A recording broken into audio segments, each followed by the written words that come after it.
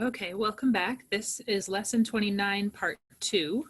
Now we're going to actually see some fully worked out examples. So remember lesson 29, we're doing basically a review of factoring. And we're going to see a variety of kind of more challenging problems where we'll need to factor completely. So remember that generally means there's going to be more than one step and more than one type of factoring. So I'm just going to show us the previous couple slides just to remind you what we're doing. We went over these steps in our part 1 video. We'll try to follow this general flow of steps for each problem. Step 1, looking for a GCF. Step 2, counting our terms and using that to decide which type of factoring to use. Step 3 is factor completely, meaning make sure you're really factoring all the way and checking each factor to see if you can factor it any further. And then Step 4, to be quite honest with you, we won't necessarily do this step every time, but we could check by multiplying, so by distributing. All right, so let's take a look at example number 1. So 2w to the third plus 6w squared minus 8w minus 24. Okay, so let's check for a GCF, and we have a GCF. All 4 of these terms are multiples of 2. Okay, so each coefficient is a multiple of 2. The last term doesn't have a variable, so we can't take out a w here. So we're just going to factor out 2. So my GCF is 2. So we'll take out a 2. So I'm writing it on the outside of, I like to do square brackets here because I know we're going to be using parentheses later, but any kind of grouping symbol is fine. Each term will now get divided by 2. So my first term now is just w to the third plus, then the next one is 3w squared minus 8 divided by 2 becomes 4w minus, and then 24 divided by 2 becomes 12. So we have 2 square brackets, w to the third plus 3w squared minus 4w minus 12. Now this 2 that we took out, we will need it in our final answer. And we still have work to do. So what I'm doing here, you can see I've drawn an arrow and kind of just brought the 2 down so I don't forget about it later. Okay, I don't want to forget that this will be a necessary part of my answer. Because what can happen is you sometimes forget about it after you've kind of gotten lost in the other steps.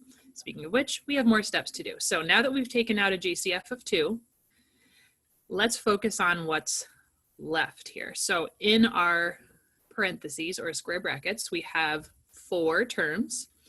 Because we have 4 terms, we are going to be factoring by grouping. So let's take our 4 terms and split them up into 2 groups. 2 groups of 2. Okay, so our first group is w to the third plus 3w squared. Remember, with factoring by grouping, you're taking out a GCF of each group. So this first group has a GCF of w squared. Each term has a w, and the smallest exponent between them is that 2. So I'm taking out w to the power of 2, or w squared. Each term gets divided by w squared.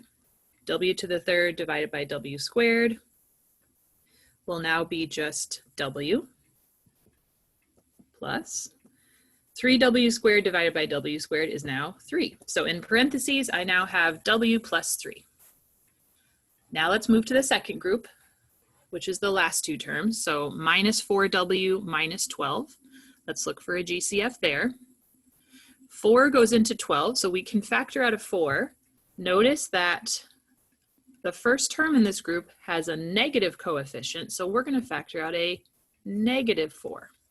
Okay, so again, our group is negative 4w minus 12. Let's factor out a negative 4 because the first term does have a negative.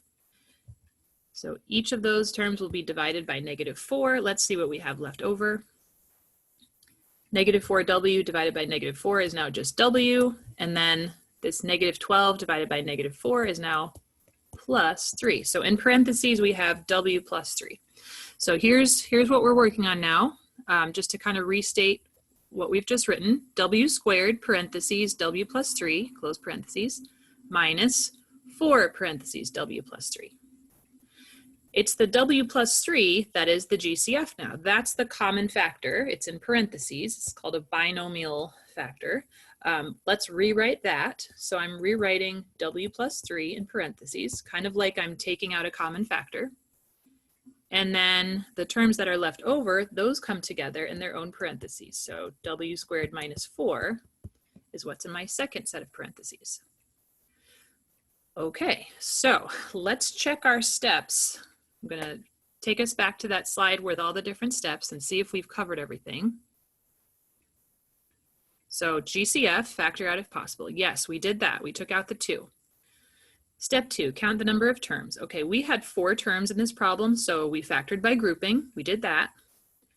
Step 3 is really where we are now. Factor completely. So we now need to check each individual factor and see if it can be factored any further. Is there a GCF that we missed? Or, in this problem, what it's going to be is a difference of squares. Okay, so the w plus 3, that factor cannot be simplified anymore or factored anymore. So that will become part of my final answer. But the w squared minus 4, that is a difference of squares. We have a formula for that. W squared minus 4 is actually the same thing as w squared minus 2 squared. We can use that a squared minus b squared formula to break that up into a plus b, a minus b. That's the difference of squares we're talking about. So when I break up the w squared minus 4 even more, it becomes w plus 2, w minus 2. All right, now putting it all together, I'm going to write out the whole answer in my little answer space I made here. So here's the fully factored answer. 2, that was the GCF. And then parentheses, w plus 3, close parentheses. And then there's 2 more factors, w plus 2, w minus 2.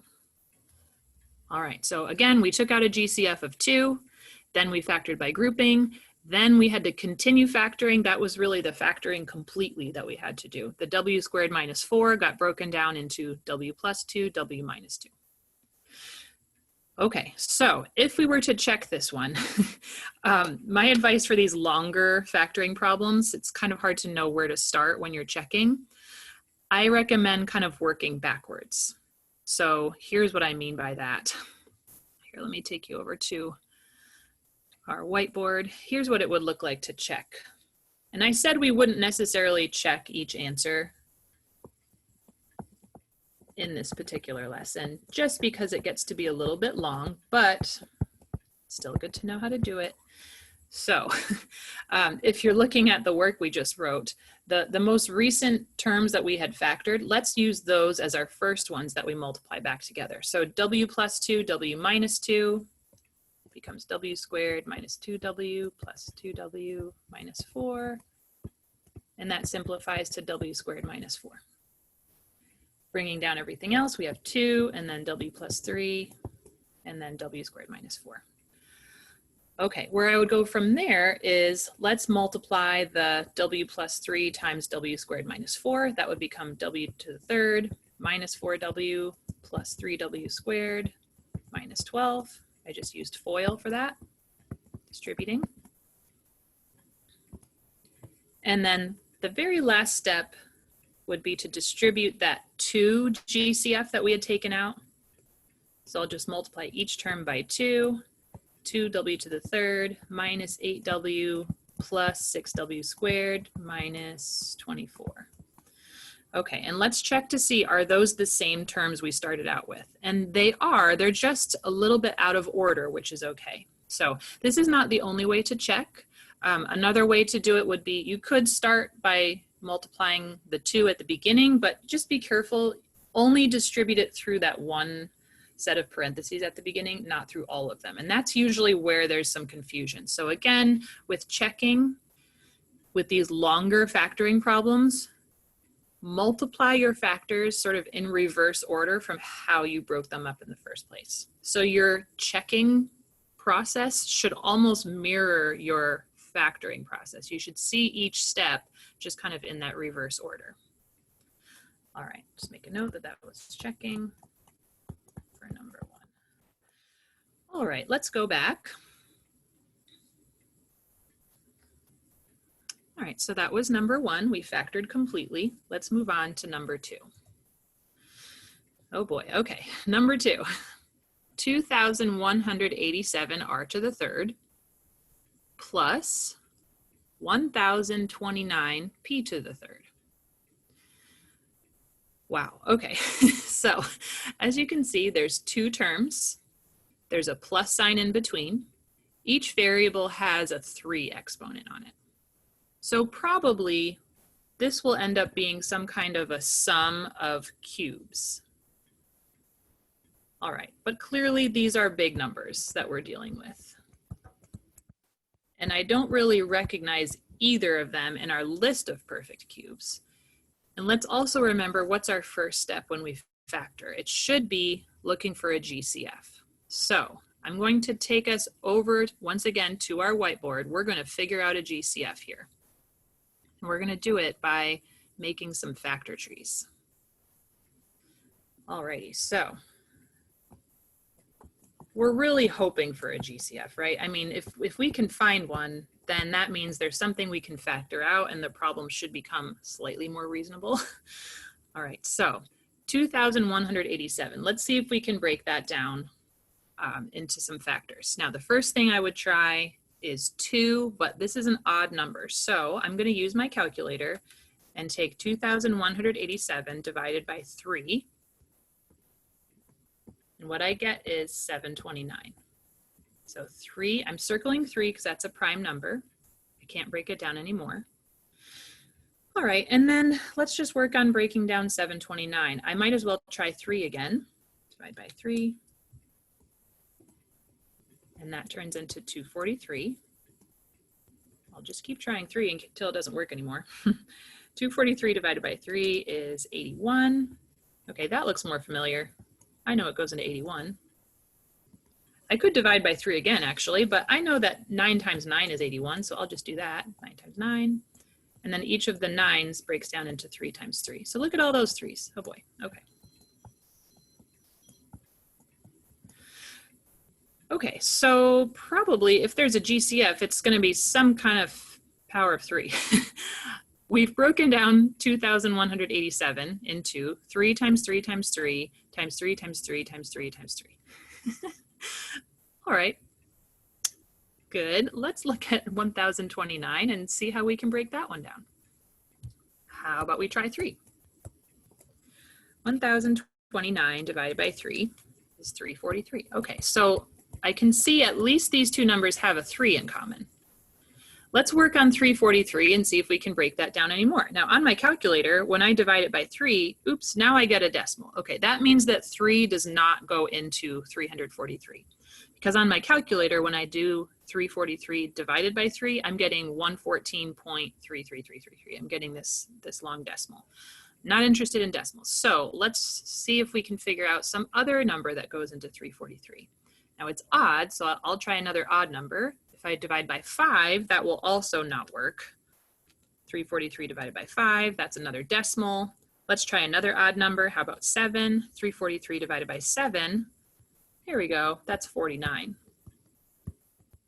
Okay, so I'm circling the 7 because that's prime, and then, okay, here we go, 49, that's just 7 times 7. Okay, so when I fully factored this 1,029, I'm getting 3 times 7 times 7 times 7. So if I compare my 2 factor trees, the numbers that they have in common, it's just a factor of 3, that's it. So the GCF is 3. Okay, now before I jump back to the original problem, we had kind of already mentioned that we thought that we were going to be dealing with perfect cubes. So let's see if that's actually the case. I'm going to start with this 1,029 factor tree because it's a little easier to look at. We divided it by 3.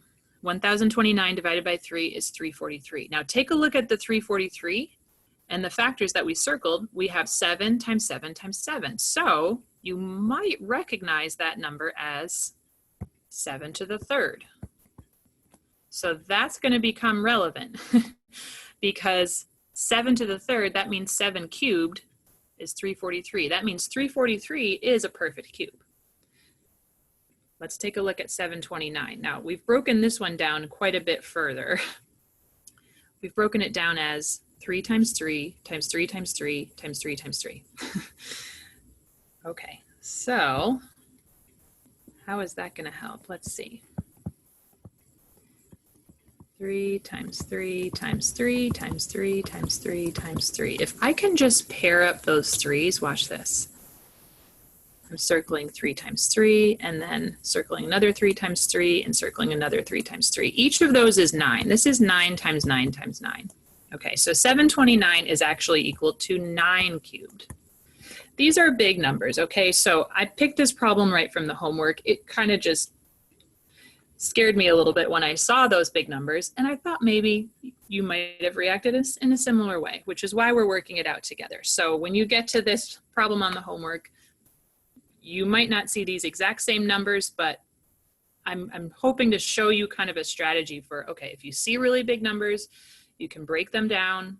There's probably a GCF like 2 or 3 or 5 or 7. And then you can kind of go from there in terms of figuring out your perfect cubes. Let's go back and keep working on this one. So all of that was to say we have a GCF of 3. So let's factor out the 3. All right. So I'm taking out a 3 here. What we just worked out is 2,187 divided by 3, that was 729. So what I'm writing here is 3 parentheses, 729 r to the third, plus. We also figured out that 1,029 divided by 3 is 343. So I'm writing plus 343 p to the third. Okay, so the 3 will become part of my final answer.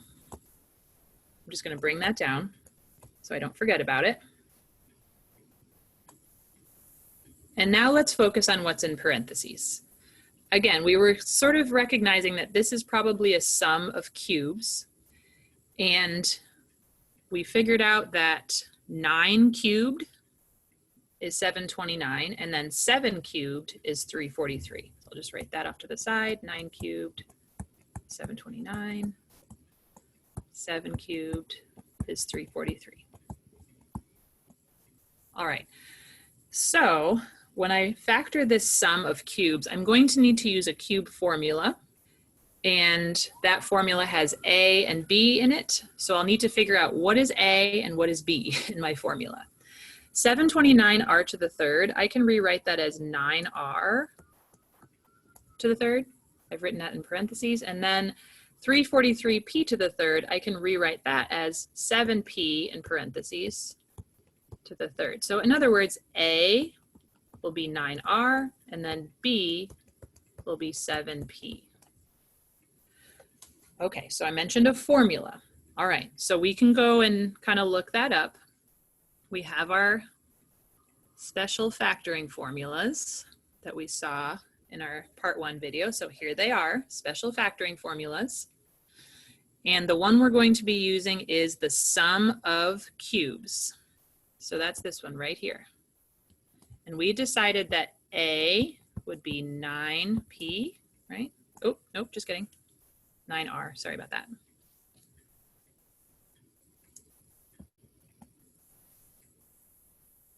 Okay, because our first term was 729r to the third, our first term will just be 9r. So a will be replaced with 9r, and then b will be replaced with 7p. And this is our formula. So now we just need to carefully plug into this formula.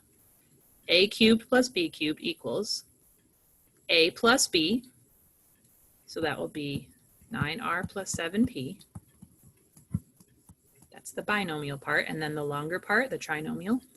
A squared, well, I need to take 9r and square it, so that turns into 81r squared minus AB. Okay, so that's going to be 9r times 7p 9 times 7 is 63, and then I'll just write RP right after it. And then finally, my last term, plus b squared, I'll write plus, and then b squared, well, that's going to come from 7p squared. So when I square that 7p, I will get 49p squared. Ooh, just out of room there. Okay, we'll come back and rewrite the whole answer back on the PowerPoint in a moment here. But I just wanted to show you what formula we were going to use and show you what we're going to plug in for A and what we'll plug in for B. Let's go back and put it all together.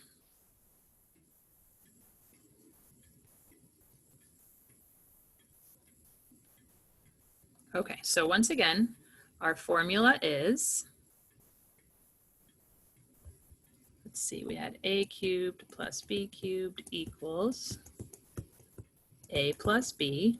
There's that same sign, and then a squared, the next sign should be opposite, minus ab plus b squared. So that's what we're plugging into. Remember, we decided a was 9r, so that's 9r plus b was 7p, so I'm writing 9r plus 7p. I'm just kind of rewriting what we just did, okay? And then a squared, that really comes from taking 9r and squaring it. So that's going to become 81r squared minus a times b comes from 9r times 7p, which is really going to become minus 63rp. And finally, that plus b squared comes from doing plus 7p squared, which turns into 49p squared. All right, so putting that all together in our final answer, we have the 3 as our GCF that we brought down and maybe forgot about by now. And then the other 2 factors will be coming from this sum of cubes formula. So here's the full answer. Ready? So 3, then parentheses, 9r plus 7p, parentheses, 81r squared minus 63rp plus 49p squared. Okay, now you might have some feelings about cube formulas and how long and scary they look. The good thing about factoring with cubes like this is each of these factors is now prime. You do not need to check if you can factor them any further because those formulas are designed to not be factorable anymore. Okay, we took out the 3 at the beginning, and then from there, 729 and 343, they don't have any common factors anymore. So by using this cube formula, we're pretty much guaranteed that we'll be done after that step. You don't, in other words, you don't need to check this trinomial and see, oh, is that factorable? It's not. It won't be. Anything in this form, a squared minus ab plus b squared, will not be factorable. So we're done. All right, so if you're wondering how to check this, you probably just want to be done and move on. But if you're wondering how to check, what I would recommend is distributing kind of in reverse order from how we factored, like I said before. So to check this, what I would do is multiply the 9r plus 7p times the 81r squared, etc., times that whole trinomial. So doing that long distributing process, you should see a lot of canceling out. So certain terms that cancel each other out. You should end up getting this 729r to the third plus 343p to the third. Then your very last step can be to distribute that 3, and that should bring you back to the original problem up here. Okay, so again, with checking, you can kind of multiply in reverse.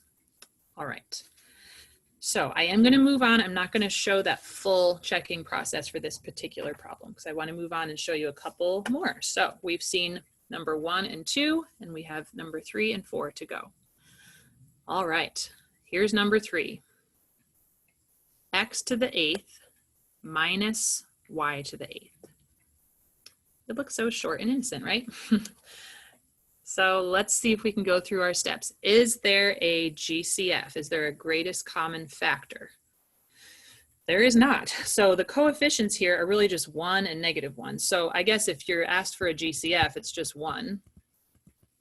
but there's no point in factoring out a 1. That's not going to do anything. So there's no GCF. The variables are different. So since there's no GCF, let's count our terms. So we have 2 terms. It's a binomial. So let's take a look at our special formulas. Is there a special factoring formula we can use here? X to the 8th minus y to the 8th. There's a minus sign, so something with a difference. Now we have a difference of squares or a difference of cubes.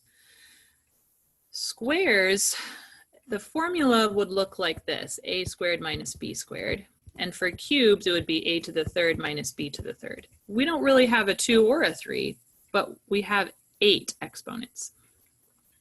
What you need to ask is, okay, for this exponent 8, is it a multiple of 2 or is it a multiple of 3? That will determine which formula we're going to use. And since 8 is a multiple of 2, that answers it. We're going to use the difference of squares, a squared minus b squared. All right, so let's see if we can rewrite this. X to the 8th can be rewritten as x to the 4th squared because 4 times 2 is 8. Minus. Same thing for the y, okay? Instead of writing y to the 8th, I can write y to the 4th squared for the same reason, because 4 times 2 is 8. So now, when I factor the difference of squares, here's the full formula. A squared minus b squared is equal to a plus b, a minus b. Well, the way I've written this out is a is really like x to the 4th, and then b is y to the 4th. So let's write this out. Instead of a plus b, we'll write x to the 4th plus y to the 4th. And instead of a minus b, we'll write x to the 4th minus y to the 4th. Okay, so did we do it? Let's check our steps. Backing up a few slides here. Okay, step 1, GCF. There was none in this problem. Step 2, count the number of terms. We did that. It was a binomial. We tried a special formula. It was the difference of squares in this case. Step 3, factor completely. Check each individual factor. Can it be factored further? Is there a GCF? We already decided no. Or can we maybe use the difference of squares or some other formula? We're going to be able to take this further. So let's go back. So here we are. So we had x to the 8th minus y to the 8th is x to the 4th plus y to the 4th times x to the 4th minus y to the 4th. The one with the minus can be factored more because that is also a difference of squares. See how those exponents are still divisible by 2 and we still have that minus sign? So the x to the 4th minus y to the 4th, we can break that down. Just divide the exponents by 2 as you do it. 4 divided by 2 is 2. So this becomes x squared plus y squared, and then x squared minus y squared. Now the first factor that we had, the x to the 4th plus y to the 4th, that cannot be factored anymore. That's called the sum of squares. We do not have a formula for that. That would be prime. Okay. Now are we done? So let's check each individual factor. Can we break it down anymore? Here's what we have so far. X to the 4th plus y to the 4th. Can't break that down. X squared plus y squared. Also can't break that one down because of the plus sign. Okay, we have the sum of squares. There's no way to break that down.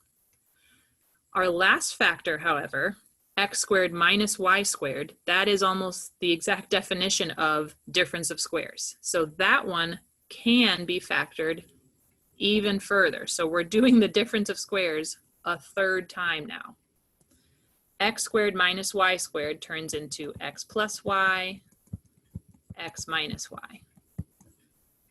Okay, so let's write the full answer that we have so far, and we'll make sure it's actually the full answer. Here we go. So x to the 4th plus y to the 4th.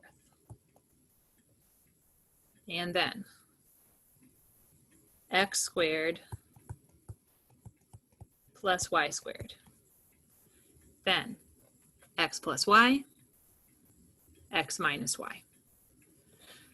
Now, finally, we've come to a point in the problem where the only factor that has this minus sign, it's a difference, but it's no longer a difference of squares. This is really x to the 1 minus y to the 1. So I'm not going to break it down anymore. I can't do that. Now we're done, because now each factor alone cannot be broken down anymore. It can't be factored anymore. So we finally did it. This is now considered completely factored. That is our complete final answer. So the summary for this one is it was a difference of squares, and then one of those factors was also a difference of squares, and then one of those factors was also a difference of squares. So we had to use that formula actually, I guess, 3 times for that nice long answer. All right, and then in terms of checking, my same advice would still stand here. I would recommend multiplying in reverse order from how we factored. You could multiply left to right. It's just going to become a super long process if you do that. So as you're checking it, I would multiply in the order that in the reverse order from how we factored. So I would start by multiplying x plus y, x minus y, kind of working backwards through the steps that we just did together. Good, that was number 3. Here's number 4. Okay, here's number 4. In parentheses, k minus r, close parentheses, squared, minus r squared. Okay, here is how I would like to approach this one, because it doesn't quite look like anything we've seen recently. All right. We would probably want to use substitution for this one. So what do I mean by substitution? Let's try to rewrite it so it really looks like we can fit it into one of our formulas. Because even the question of how many terms is this, that's a little bit tricky, because it kind of feels like it's 3 terms, except 2 of them are in parentheses. So anytime you have a factoring problem where there's parentheses in the original problem, I would recommend rewriting the parentheses as another variable. So I'm going to rewrite this one. Instead of k minus r in parentheses squared, I'm just going to write a squared. So what would happen if we rewrote this as a squared minus r squared? Do you recognize what formula we're using here? I mean, I could take it a step further. Watch, maybe instead of writing a squared minus r squared, let's just write a squared minus b squared. Well, we have a formula for that. That's a difference of squares. So let's write out the formula, and then let's see what we can plug into the formula. So a squared minus b squared would be a plus b, a minus b. Based on what I underlined up here in the parentheses, apparently we decided that k minus r can really be plugged in for a. So I'm going to take a in each of these factors in the formula, and let's replace a with k minus r. And then b is just r. Okay, so hopefully you can kind of see how I've lined up this formula, a squared minus b squared, under the original problem. And I hope that you can see the parts sort of lining up. So instead of k minus r, we've written a, and instead of r squared, we've written b squared. Now we're going to sort of do the reverse. Here's the formula once again, a squared minus b squared equals a plus b, a minus b. So let's replace a and b with our variables here. All right, instead of a plus b, we will write k minus r, oops, go back.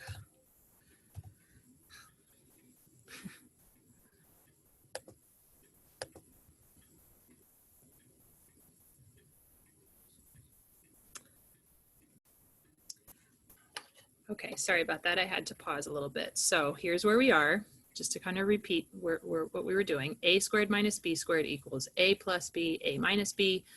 What we're about to do is replace a with k minus r. And I'm doing that in both parentheses. What we will replace b with is just r. So in my first parentheses, instead of a plus b, we're writing k minus r plus r. In the second parentheses, instead of writing a minus b, we're writing k minus r minus r.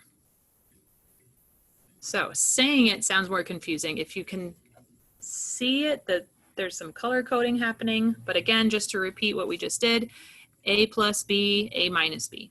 A got replaced with k minus r, b got replaced with just r, based on how the original problem was set up. So now we can do some simplifying. All right, so my first factor had k minus r plus r, and the second factor has k minus r minus r.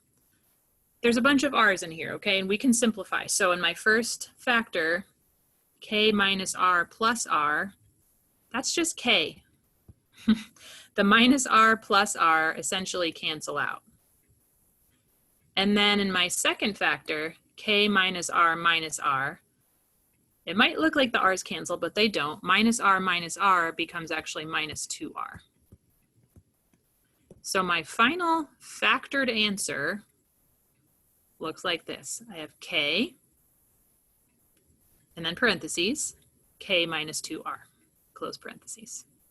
So that's kind of a strange problem. I do want to show you an alternative way of working this out if the whole substitution process was confusing, which it definitely is. Here's another way we could simplify this one.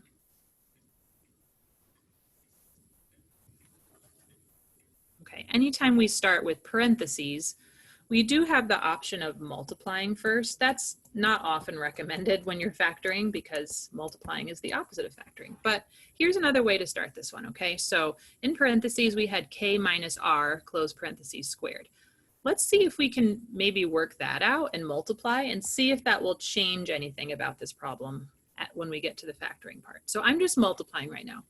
K minus r, in parentheses, squared. I can write it twice, k minus r times k minus r, and then I can distribute k squared minus kr minus kr again, and then plus r squared. When I combine, I get k squared minus 2kr plus r squared. Or maybe you knew that that's what we were going to get in the first place because you could just use that formula for squaring a binomial, right? K minus r squared just becomes k squared minus 2kr plus r squared. Meanwhile, in the problem, we also have this minus r squared. So we'll just kind of bring that down. So let's put it all together. K squared minus 2kr plus r squared minus r squared. Now, what we can do is cancel out the r squareds, right? See that? Plus r squared minus r squared. It just turns into k squared minus 2kr. And now it's a totally different kind of problem. It's not a difference of squares anymore. All you can do is just factor out a GCF, which in this case is just k. So k squared minus 2kr, you could just take out a k, and then you're left with k minus 2r as your final answer, or in your final parentheses. So k parentheses k minus 2r. Totally different way of getting to the answer, but it works. The point of the original problem was for you to use that substitution process and recognize that you could replace a and b with this k minus r and r. But that's not to say that that was the only way to do it. All right, very good. So those were some problems from lesson 29, reviewing factoring. What we didn't see in this PowerPoint lesson is any trinomials, and those are still important to be able to factor.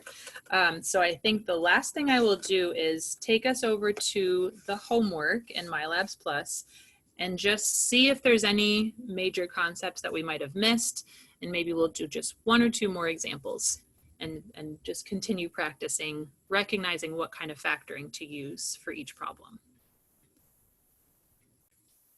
Okay, here we are at homework 29 from MyLabs Plus.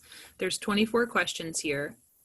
I mean, I only went over 4 examples with you just now, so chances are there might be something that wasn't quite covered in our notes. So we're going to take a look at some of the examples in the homework here, just to get some more practice reviewing.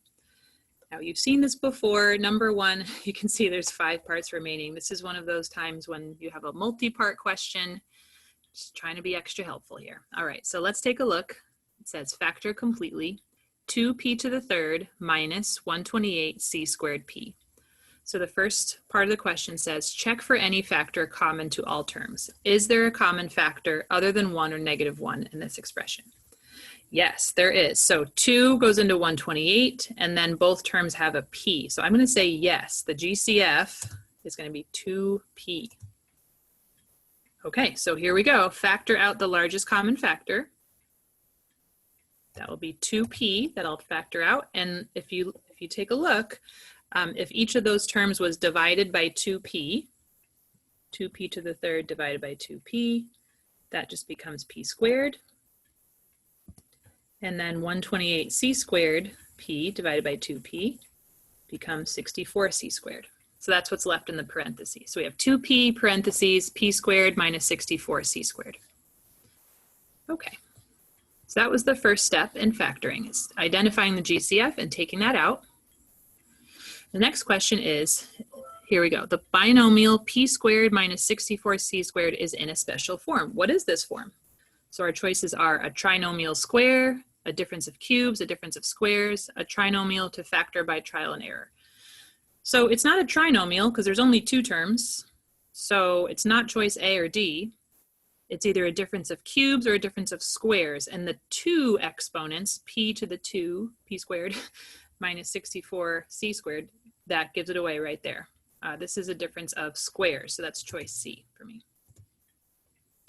And now we get to factor it. Okay, so factor the expression in parentheses. So the p squared minus 64c squared, that turns into, remember we're using the a plus b, a minus b formula for difference of squares. That'll be p plus 8 and p minus 8, except, nope, what am I forgetting? Let's see. The 64 has a c squared next to it, so it's going to be p plus 8c and then p minus 8c. All right, good. And you can see that's already been started for us. All I have to do is fill in that second parentheses with p minus, and then I get to write 8c because the rest has been written out already.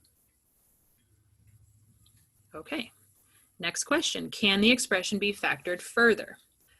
I'm going to say no here. I think we're done. We took out the 2p. P plus 8c can't be factored any further, and then p minus 8c also can't be factored any further. There's no more GCF. There's no more special formulas we can use. Okay, so we did it. The complete factorization is 2p, p plus 8c, p minus 8c. All right, so that was number 1.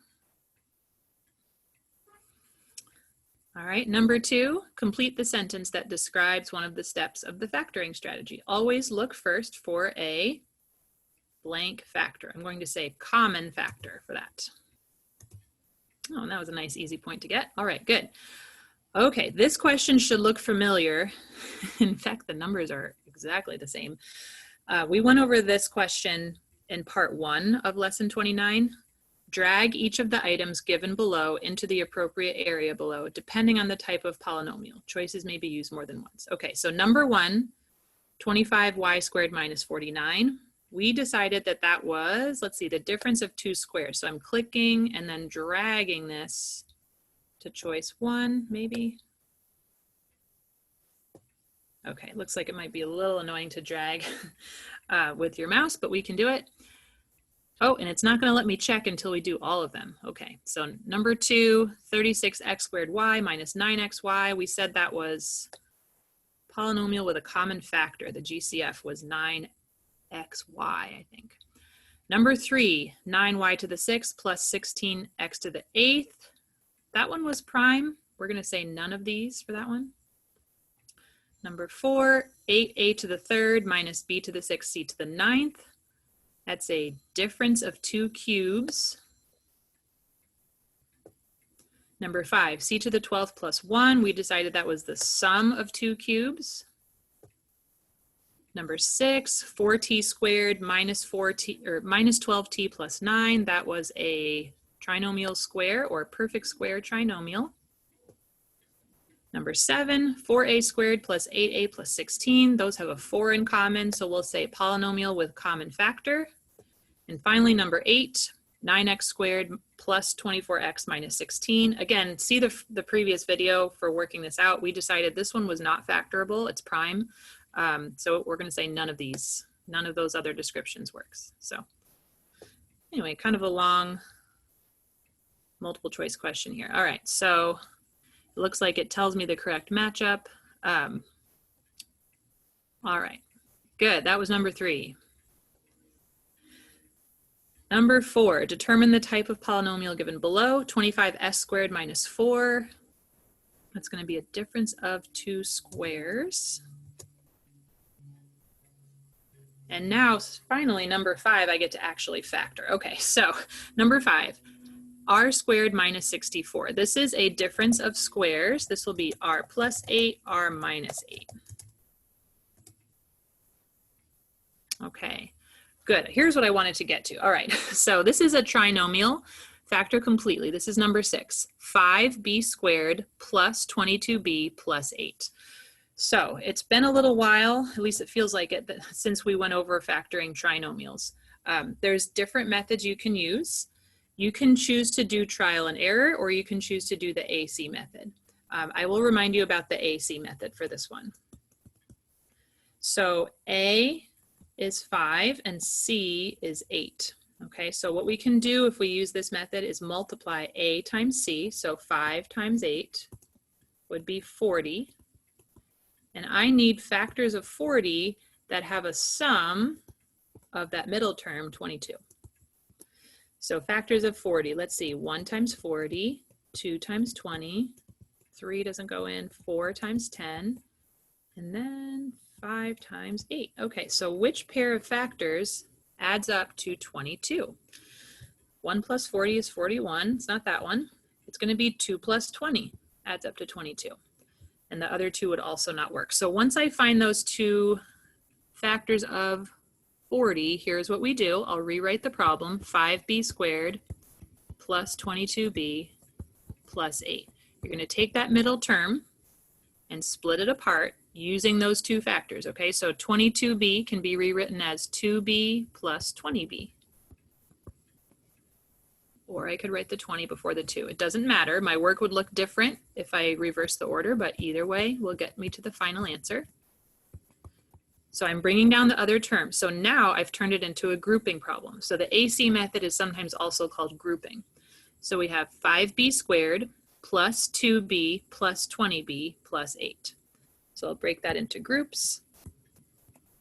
5b squared plus 2b, the GCF would be b. And then I'd be left with 5b plus 2.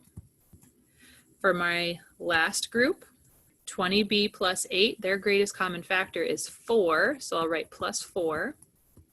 And then when I divide those terms by 4, I'm left with 5b plus 2. So my final answer is that 5b plus 2 in parentheses times b plus 4 in parentheses. So that's what I will write in my answer. 5b plus 2, b plus 4. Okay, so I've said this before, your work doesn't have to exactly match mine, but what I would like to see is some kind of, I don't know, some kind of list of factors. I don't want you to just immediately jump to this grouping step, because I want to know that you know where those numbers come from. So I've seen sometimes students just, here, I'll erase this for a second. If I just see you writing the grouping process right over here, I don't know where you're getting the 2b plus 20b. I need that to be really clear. Okay, so make sure you're showing just all it needs to be is just 5 times 8 is 40, and then break that down into 2 times 20, something like that. I need to know that you know where those numbers are coming from. And then finally, what you also need to be able to do is check your answer. So here's how we would check. we got 5b plus 2 times b plus 4. So checking would involve distributing. 5b times b is 5b squared plus 5b times 4 is 20b plus 2 times b is 2b, and then finally 2 times 4 is 8. So I want to see some kind of check process as well. And this goes for homework that you're submitting or test questions as well. So 20b plus 2b, that's 22b plus 8. So really show me that you know where all these numbers are coming from and that you know how to check that your factors do in fact equal that original problem. Okay, good. So that was number 6.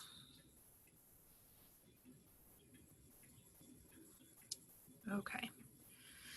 Let's see. Number 7 involves a power of 4. All right, so 3c to the 4th minus 147. So that doesn't really look like it matches any of our formulas. Let's remember to check for a GCF here. If you take out a 3, 147 divided by 3 is 49. So if I factor out a 3, I'm left with c to the 4th minus 49. Okay, 49 should look more familiar. The c to the 4th minus 49, that's a difference of squares. So I can break that down into c squared plus 7 and then c squared minus 7. And that's my fully factored answer. 7 is not a perfect square, so you can't break it down any more than that.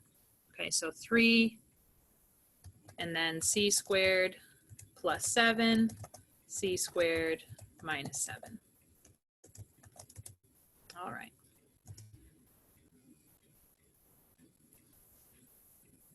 Good. Okay. So I'm going to skip ahead a bit here. Oops. I think we've covered a lot of the different kinds of factoring.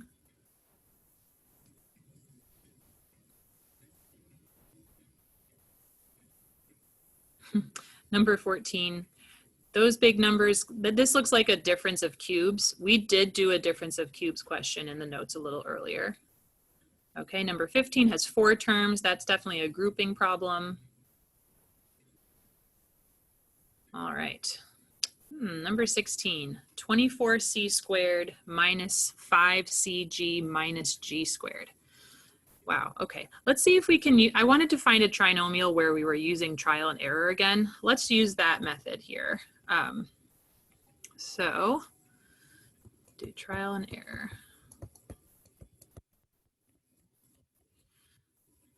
In other words, we're using FOIL. Okay, so let's set up some parentheses. There's no GCF here. I'm kind of fixated on that minus g squared. That's our last term. We can just write plus g and then minus g in the end of our parentheses. So in other words, our last terms need to multiply to that minus g squared. That means we know one needs to be positive, one needs to be negative, and then the factors of 1 are just 1 times 1. So it has to be plus 1g minus 1g. Now we can focus on the 24. So let's see, factors of 24. We can make a list here for our first terms. So 1 and 24, that seems unlikely. 2 and 12. What else? 3 and 8. 4 and 6. And as we're doing our FOIL process, eventually we need our middle terms to add up to that negative 5cg. So I'm thinking it'll be something with the 3 and the 8, probably. So let's try 3c plus g and then 8c minus g. Let's check this using FOIL. So here's my first trial, 3c plus g, 8c minus g. So let's FOIL. 3c times 8c, that's 24c squared. Then we have minus 3cg and then plus 8cg, and our last terms would be minus g squared. Okay, look what's happening here. The minus 3 plus 8, that adds up to positive 5cg. We're so close, but that middle term was actually minus 5cg. So if we're getting the right number but the wrong sign, all we need to do is just switch those signs. So instead of 3c plus g, let's make it a minus g. Instead of 8c minus g, let's make that a plus, and that'll fix it. Okay, so our final answer would be 3c minus g, and then 8c plus g. All right.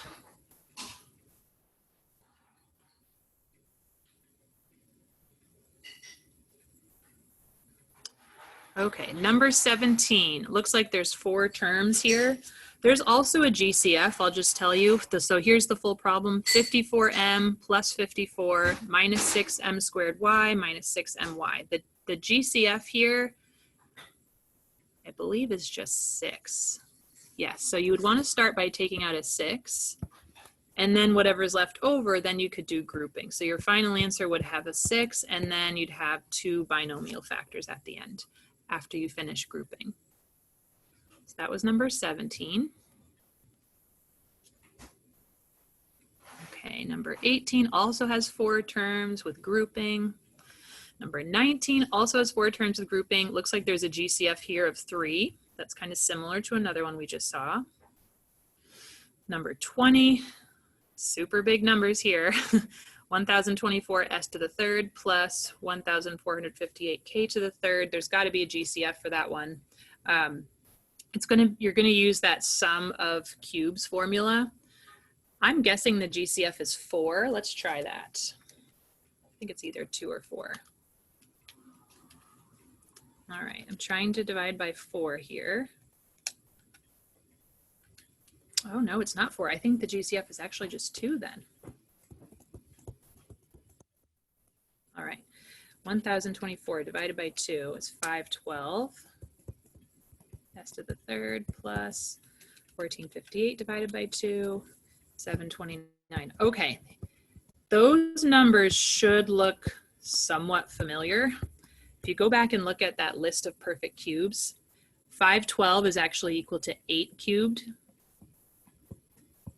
And then 729 is actually equal to 9 cubed. Okay, that's as far as I'll take us for this one. Again, we did do a problem similar to this in our notes earlier. So I took out a GCF of 2. I'm left with 512 s to the third plus 729 k to the third. 8s would be our term that we're plugging in for a in our formula, and then 9k would be what we'd plug in for b in our formula. And the formula we would be using is that sum of cubes formula. Okay. Number 21, s to the 8th minus d to the 8th. We pretty much did this in our notes. We did x to the 8th minus y to the 8th. All right, 8b to the 4th minus 125b. I would take out a b for this one. That's the GCF. You're left with 8b to the 3rd minus 125. Then you can use that difference of cubes formula. So a cubed minus b cubed. A would be 2b in this case, because 2b to the 3rd would equal that 8b to the 3rd. And then b would actually be 5, because 5 to the 3rd is 125. All right, so the fully factored answer here, let's see, you have the b on the outside. And then instead of a minus b in that original formula, you'd write 2b minus 5 in parentheses. And here's how the rest of the formula goes. A squared plus ab plus b squared. You'd replace a squared with, let's see, 2b squared would turn into 4b squared. When you actually square the 2, you get 4, plus a times b, that's 2b times 5, which is actually 10b, plus my last term, b squared, that would be 5 squared, and I'll write that as 25. So that would be my full answer. So b, then 2b minus 5, and then 4b squared plus 10b plus 25. So that's a classic factor completely problem. We had to take out the GCF first, and then use that cube formula. Okay, that was number 22. Number 23 is a trinomial. And then what's number 24? Okay, number 24, super similar to something we did in the notes, the very last notes example. Let's end here by working through number 23. It's another, this is a harder trinomial problem. 14x to the 3rd plus 77x squared plus 105x. All right, there's a GCF here.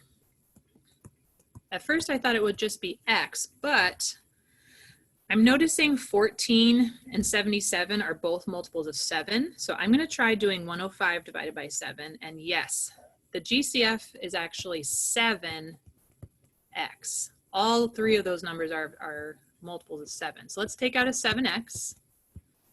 Then we're left with 2x squared in parentheses plus 11x plus 105 divided by 7 is 15. Okay, so once again, we took out a GCF of 7x. So right now we have 7x, parentheses, 2x squared plus 11x plus 15, close parentheses. Okay, so here with the remaining trinomial, you can choose to do the AC method again. 2 times 15 is 30. That's reasonable. You can do that. Or if you want to do trial and error, that's fine as well. 2x times x would be 2x squared. My last two terms would have to multiply to 15. So I would try different combinations of 5 times 3. I think what's going to work is if I put the 5 here with the 2 and then the 3 in the other parentheses. So let's see. I'm going to try 2x plus 5 and x plus 3. And I need to check by distributing. So let's check. And really what I need to check is the outside and inside terms, because those are the ones that need to add up to 11x. All right, so let's check the outside and inside terms. 2x times 3 would be 6x plus 5 times x would be 5x. And yes, those add up to 11x. Okay, so that's kind of a quick version of doing trial and error. I really kind of got lucky there and there was no error, but if I had mixed up the 3 and the 5, I would have gotten a different number here and I'd have to try again. Or I imagine if we were doing this in class, somebody might say, hey, what if I wanted to do the AC method? Can you show that instead? Here's the other way to get the answer, okay? You could do 2 times 15 is 30. And then we would need to come up with factors of 30 that add up to 11. And it's going to be 5 times 6. So you can break that up into 5x plus 6x, bring down the 2x squared, bring down the plus 15. You would be able to continue doing it by grouping. Okay, good. So I will leave that to you to finish. We've done plenty of grouping practice. So our final answer, again, it's 7x. And then we ended up having 2x plus 5 and then x plus 3 would be our fully factored answer for that one.